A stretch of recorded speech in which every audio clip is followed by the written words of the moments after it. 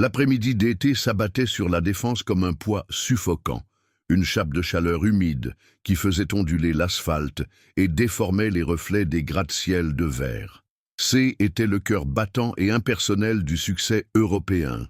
Une jungle de béton et d'acier où des cadres en costume de marque se déplaçaient avec une urgence calculée. Le bruit était une symphonie agressive. Le vrombissement des moteurs de voitures de luxe, les klaxons impatients, les bribes de conversations d'affaires captées au vol. Dans cet océan d'opulence et de vitesse, chaque seconde semblait avoir une valeur monétaire, chaque regard était un calcul. L'air lui-même sentait l'ambition, un mélange d'ozone, de parfums coûteux et de bitume surchauffé. C était un monde conçu pour l'efficacité, un lieu où la vulnérabilité n'avait pas sa place, où chaque individu était une pièce interchangeable dans une immense machine à générer du profit. Indifférente au ciel pâle et laiteux qui la surplombait. À l'intérieur de sa Mercedes, Élodie Lefebvre était une icône de ce monde. L'habitacle climatisé la protégeait de la fournaise extérieure, créant une bulle de silence et de fraîcheur. À 29 ans, elle incarnait la perfection contrôlée. Son chignon était impeccable, son maquillage discret mais sans défaut. Son tailleur griffé dessinait une silhouette d'autorité froide. Ses mains, manucurée, tenait le volant avec une légèreté qui démentait la poigne de fer avec laquelle elle gérait son portefeuille d'investissement. Son expression habituelle, un masque d'ennui poli, était en place. Elle vivait en pilote automatique, naviguant dans sa propre vie avec la distance d'une spectatrice. Le feu passa au rouge, immobilisant le flot de métal. Pour elle, ce N était qu'une pause insignifiante. Un simple délai de quelques secondes, dans une routine réglée à la minute près. Une routine qui anesthésiait le vide grandissant qu'elle sentait en elle. C'est alors qu'une silhouette frêle se glissa entre les voitures arrêtées. Un contraste brutal avec les carrosseries lustrées. C était Léo, un garçon d'à peine 11 ans. Sa peau était hâlée par un soleil qu'il ne pouvait fuir. Ses vêtements étaient usés, presque élimés par le temps et le besoin. À ses pieds, de vieilles sandales semblaient sur le point de fondre sur le bitume brûlant. Il ne tendait pas la main pour mendier. Il tenait un petit paquet de mouchoirs en papier, son outil de travail. Ce qui frappait le plus, étaient ses grands yeux marrons. Il n'exprimait ni la pitié ni la défaite, mais une détermination tranquille, une innocence grave qui semblait totalement déplacée dans ce décor. Il avança avec une assurance silencieuse, se faufilant dans cet univers qui n'était pas le sien, jusqu'à atteindre la première ligne de voiture, s'arrêtant devant la vitre teintée de la Mercedes. Un léger tapotement sur la vitre tira Élodie de sa torpeur. Agacée par cette intrusion dans sa bulle stérile, elle appuya sur le bouton pour descendre la fenêtre de quelques centimètres à peine, prête à lancer un « non, merci » sec et définitif. Mais la voix du garçon la devança, claire et sans la moindre trace d'apitoiement. « Madame, achetez un paquet, s'il vous plaît. Mes frères et sœurs n'ont rien mangé aujourd'hui. » La phrase, simple et directe, la frappa comme une décharge électrique. Ce N n'était pas la supplique d'un mendiant, mais l'appel d'un pourvoyeur, la déclaration d'un enfant portant le poids d'une famille. En un instant, la forteresse d'indifférence que Élodie avait mis des années à construire se fissura. Elle ne vit plus un gamin des rues, mais le reflet de tout ce qu'elle n'était pas. Une chaleur inattendue monta à ses yeux, et pour la première fois depuis une éternité, des larmes brouillèrent son regard sur le monde. Les klaxons s'estompèrent derrière elle, un cœur de frustration ignoré. Élodie suivit le petit garçon, ses talons chics claquant maladroitement sur le trottoir inégal. Chaque pas, elle, éloignait de son univers de verre et d'acier pour la plonger dans une réalité qu'elle avait toujours su exister, mais qu'elle avait méticuleusement évitée. La Défense, avec ses promesses de succès et sa froideur calculée, se dissolvait dans son rétroviseur, remplacé par les façades grises et les balcons surchargés de la banlieue. L'air changea. L'odeur aseptisée de la climatisation de sa voiture laissant place à un mélange complexe de épices, de béton humide et de vie. Ce N n'était pas seulement un déplacement géographique, C était une traversée vers un continent inconnu de l'expérience humaine, un territoire qui allait la forcer à se confronter aux fantômes qu'elle avait enfermés au plus profond d'elle-même. Ils arrivèrent devant un immeuble usé par le temps, dont les murs semblaient de porter le poids des histoires de tous ses habitants. L'appartement de Léo était petit, vibrant du chaos d'une famille nombreuse, vivant dans un espace restreint. L'odeur de la soupe de légumes flottait dans l'air. Marie, la mère de Léo, apparut dans l'embrasure de la porte, une femme dont le visage portait les marques de la fatigue et de l'inquiétude, mais dont le regard conservait une dignité farouche. Elle toisa Élodie de la tête aux pieds, son tailleur coûteux et son allure de femme d'affaires semblant totalement déplacées ici. La méfiance était palpable dans ses yeux. Elle ne voyait pas une aide potentielle, mais une représentante d'un monde qui, trop souvent, ne faisait que prendre ou juger. Une bourgeoise venue peut-être s'acheter une bonne conscience pour le prix d'un geste charitable. La première impulsion d'Élodie fut de sortir son portefeuille, une solution simple et directe, la seule qu'elle connaissait vraiment. Mais en voyant le menton de Marie se relever, elle comprit l'insulte que représenterait un tel geste. Elle ravala ses mots et son offre. « Nous n'avons pas besoin de votre pitié, madame, » dit Marie, sa voix douce mais inflexible. Cette phrase, ce refus poli mais catégorique, désarma Élodie plus que n'importe quelle agression. Elle réalisa que son argent, son statut, son pouvoir, tout ce qui définissait sa valeur dans son monde, n'avait aucune cour ici. Pour la première fois, elle se sentit impuissante. Alors, elle fit la seule chose qu'elle pouvait faire. Elle demanda, humblement, si elle pouvait simplement s'asseoir avec eux, écouter, comprendre.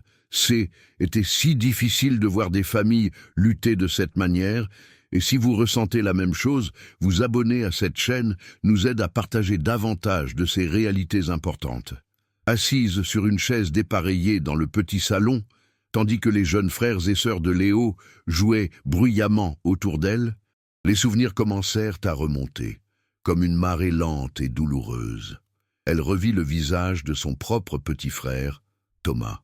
Il était un garçon délicat, toujours avec un livre à la main, un observateur silencieux dans leur grande maison vide.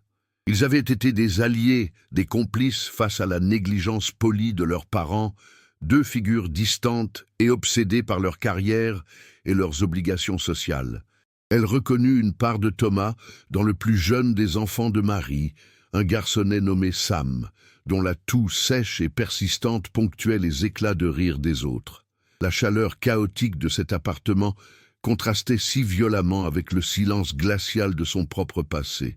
Le souvenir de la maladie de Thomas la frappa avec la force d'un coup de poing. Une maladie rare, insidieuse.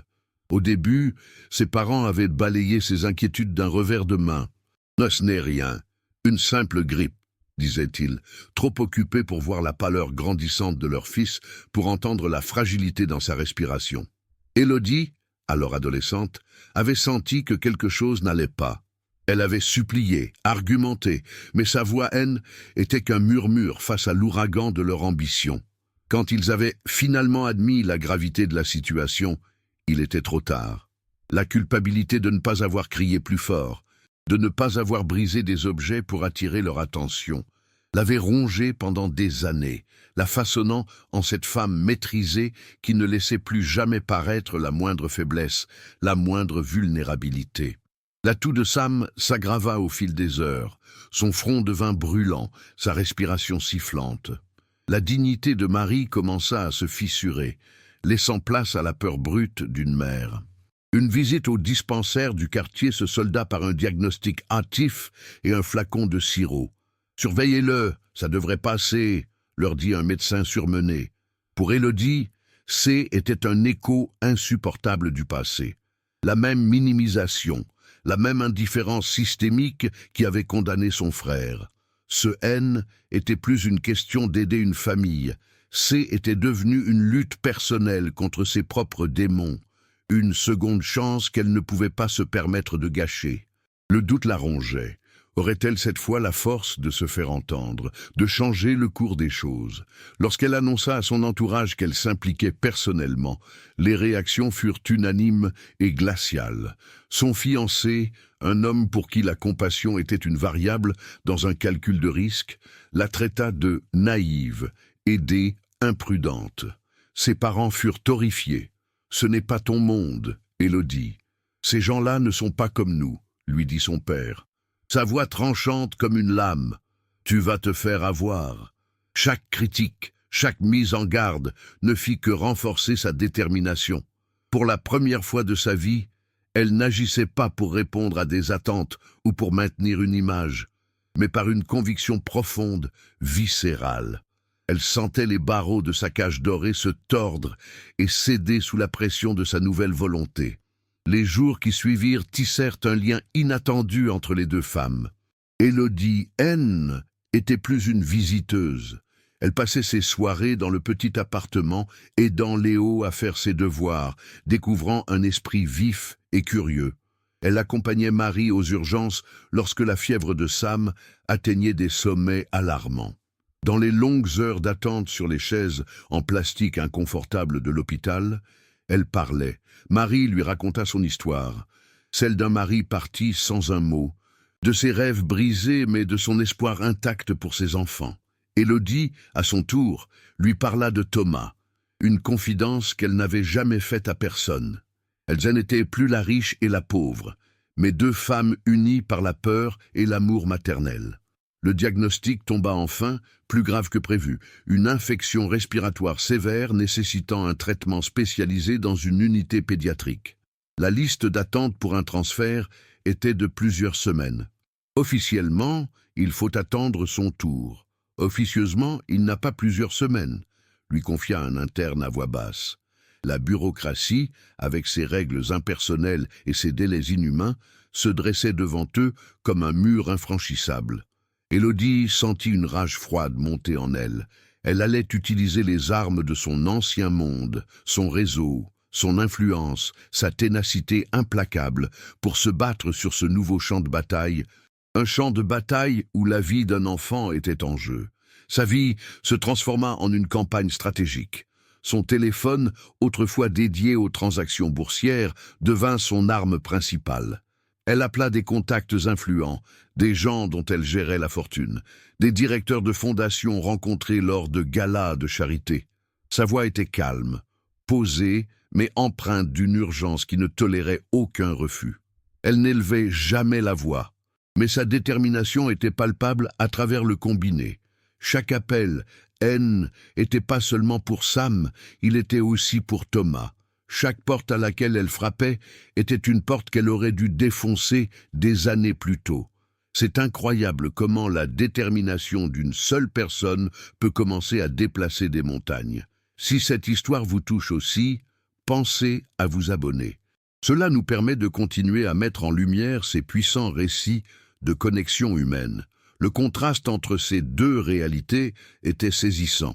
Le jour, elle était au téléphone, négociant avec des administrateurs d'hôpitaux comme s'il s'agissait d'une fusion-acquisition.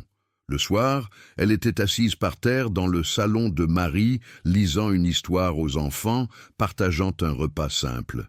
Ses tailleurs de créateurs furent remplacés par des jeans et des pulls.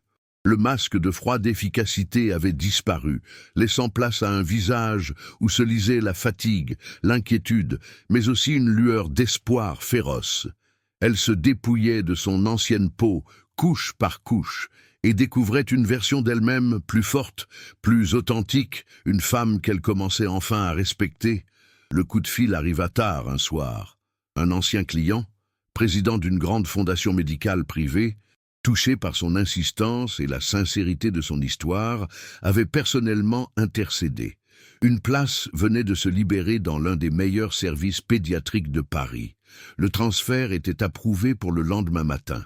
Élodie raccrocha, le cœur battant à tout rompre. Elle trouva Marie dans la cuisine, en train de veiller près du lit de Sam. Lorsqu'elle lui annonça la nouvelle, les larmes de Marie ne furent plus de peur, mais de soulagement. Elles se prirent dans les bras, une étreinte qui scella leur nouvelle sororité. Ce N n'était pas encore la victoire, mais C était la promesse d'une vraie bataille, une bataille qu'elles mèneraient désormais ensemble. La salle d'attente des soins intensifs pédiatriques était un purgatoire aseptisé, un lieu hors du temps où l'espoir et le désespoir cohabitaient sous la lumière crue des néons. Le silence N était jamais complet, toujours percé par le bip régulier des moniteurs, le murmure des infirmières et le bruit feutré des portes qui s'ouvraient et se fermaient sur des drames intimes. Élodie et Marie étaient assises côte à côte sur des chaises en plastique rigide, unies par une anxiété muette. Des heures s'étaient écoulées, chaque minute s'étirant en une éternité. Marie fixait un point invisible sur le mur, son visage un masque de prière et de terreur. Élodie, quant à elle, sentait le froid stérile du couloir s'infiltrer en elle, ravivant des souvenirs qu'elle avait cru enterrer. Le combat pour obtenir ce lien était rien comparé à cette attente impuissante, cette reddition totale au savoir des médecins et à la fragilité de la vie. Soudain, Marie se brisa. Un sanglot rauque échappa de sa gorge, un son si chargé de douleur qu'il sembla faire vibrer l'air autour d'elle. « Je ne peux pas le perdre », murmura-t-elle, les mots étouffant dans ses larmes. « C'est de ma faute. Je n'ai pas vu. Je n'ai pas eu les moyens, un bon médecin, un meilleur logement.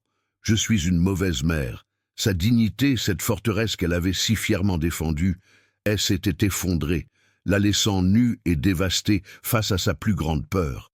Elle se recroquevilla sur elle-même, cachant son visage dans ses mains comme pour se protéger d'un jugement divin. Était le cri primal d'une mère acculée, convaincue d'avoir failli à sa mission la plus sacrée.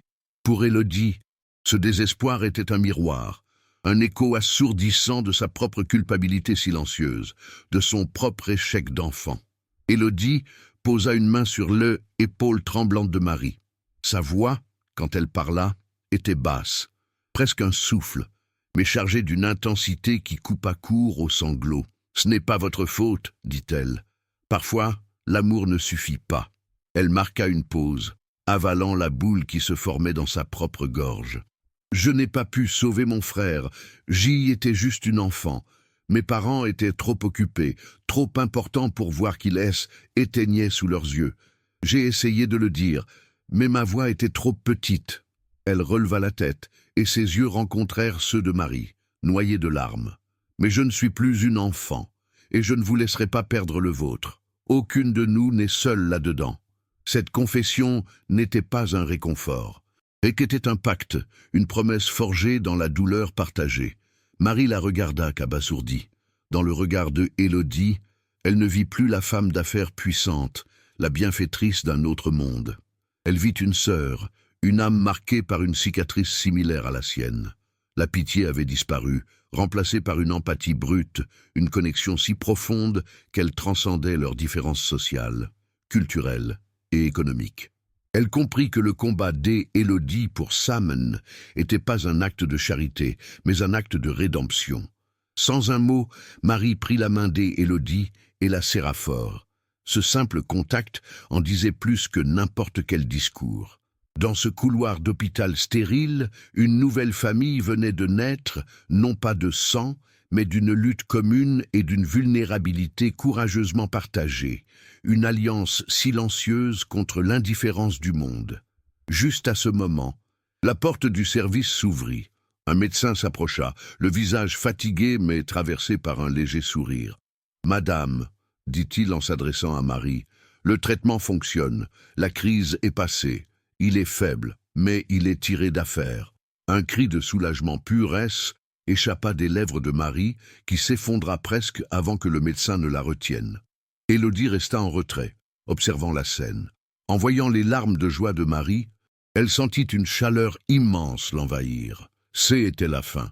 Pas seulement la fin de l'angoisse pour Sam, mais la fin de sa propre guerre intérieure. Le fantôme de Thomas, ce petit garçon qu'elle n'avait pas su protéger, semblait enfin s'apaiser.